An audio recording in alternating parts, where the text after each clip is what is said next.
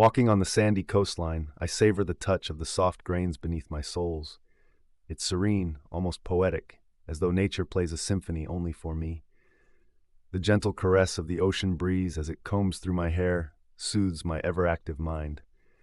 Gazing across the endless stretch of blue waters, my thoughts begin to ebb and flow like the tides before me.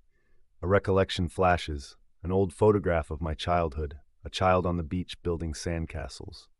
It's amazing how sand, seemingly insignificant when observed alone, can be compacted together to create something substantial and beautiful, and what a profound similarity it shares with crabs. Sometimes I feel my mind plays a trick on me, leading me back to crabs whatever the direction of my thoughts. Crabs, these extraordinary creatures, with their hard exoskeletons and sharp claws, so small yet so complex. You could find them under rocks, hiding in the sand. Their entire life revolves around these granules, just like a child building sandcastles. The waves crashing onto the shore reflect the turmoil of my thoughts. Every swell is a new idea, every collapse an ended train of thought. But just as new waves form from the same sea's depth, fresh thoughts surface, inextricably entangled with the crustaceans of my fascination. Drawing my attention to the sky, I marvel at the adrift cotton candy clouds.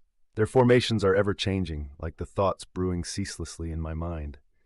There's a crane flying in a cloud that vaguely looks like a crab, drawn in the expanse of the sky with invisible ink. The more I observe, the more I notice how everything around me echoes a resemblance to crabs. The coconut crabs are very much like these clouds. They adapt, change, grow, themed by their environments. They wander across the land, presenting a fascinating spectacle of terrestrial crabs. Amusing it is how my thoughts turn back to crabs from an arbitrary cloud. Now as the sun starts its descent, casting long shadows, I consider how all things must come to an eventual end.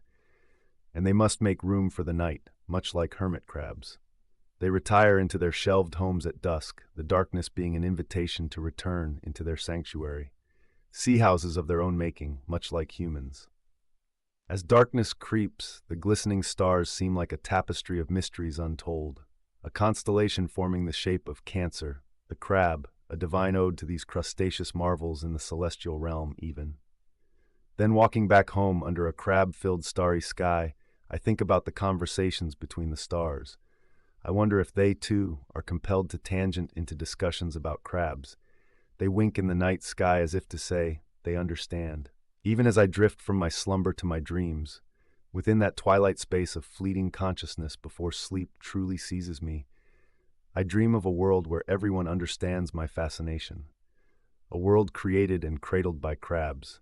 For crabs are my solace and my obsession.